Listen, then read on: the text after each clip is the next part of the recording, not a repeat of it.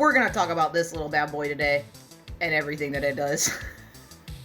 Even though it makes me look like I have one of those little Disney light up sticks from like the early 2000s. Was that the early 2000s?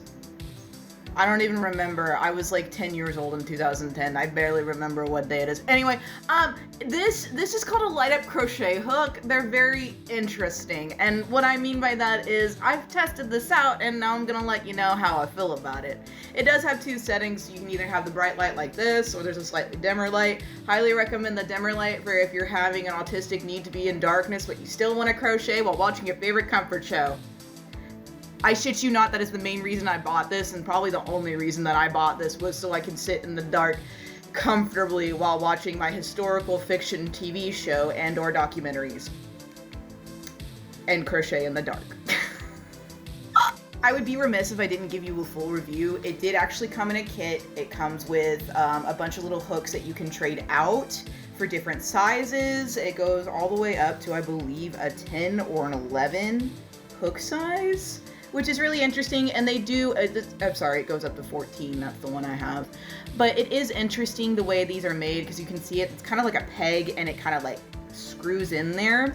Now, I do have some negatives about this. There are positives for sure. It does still crochet. It does do that very good, which is very important, and I do enjoy the grips. Hold on, my cats are losing it. Big fan of grips, so that way I can crochet for even longer, and I do like that. I'm not actually a big fan of this specific shaped one, mainly because it's very narrow but also flared, and I hold my crochet hooks like a pencil.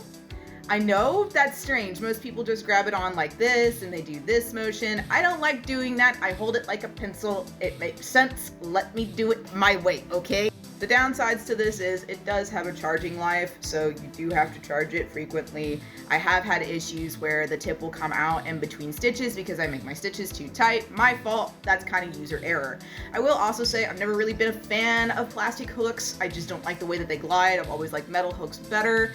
But like I said, for low sensory type nights and just trying to get a project done at the same time but also be comfortable, this is not bad. This is not bad at all. It's just not my favorite, if that makes sense. Don't get me wrong, these plastic hooks will be used and loved just like all my other hooks are, but I still will probably in the daytime switch back over to my silicone gripped hooks and or my metal grip hooks with a little foam grippy on them, so that way I don't clench my fist too tight.